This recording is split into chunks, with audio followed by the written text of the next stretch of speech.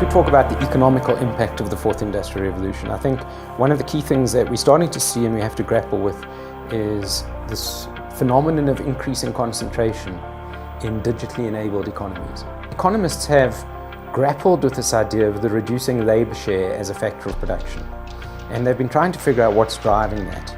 Now, coincidentally out of that research, what we've seen in the developed economy is that over the 20 years from 1982 through to 2012, we saw that concentration levels in a whole range of industries, not just in the tech sector, increased significantly.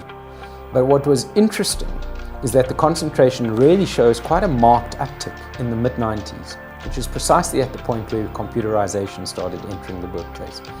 And it's most evident in sectors that are high in ICT intensity, so like financial services and retail. So that suggests, and there's quite a lot of growing evidence around this, that the more digitally enabled or the more digitally intensive an industry is, the more we are seeing it becoming concentrated. And one of the plausible explanations that's been given for this is this phenomenon of the so-called superstar firm. And that in digitally enabled industries, for a number of reasons, you get winners and losers.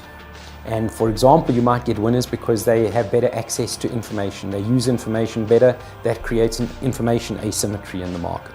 It might be that they create network effects. So there's a number of possible explanations. Now, the flip side of concentration, if you're getting more winners, you're also getting more losers. What does that do to industry structure? What does it do to equality and inequality? What does it do to ensure in a global world where you have winners perhaps based in Shanghai and Silicon Valley and losers perhaps based in other markets like South Africa? How do we deal with that? How do South African businesses compete against global superstar firms?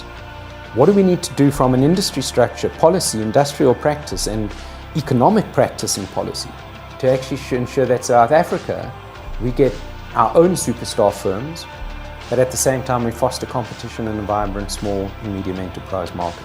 These are some of the dilemmas that we need to think through and discuss and find the right policy and strategic formulations.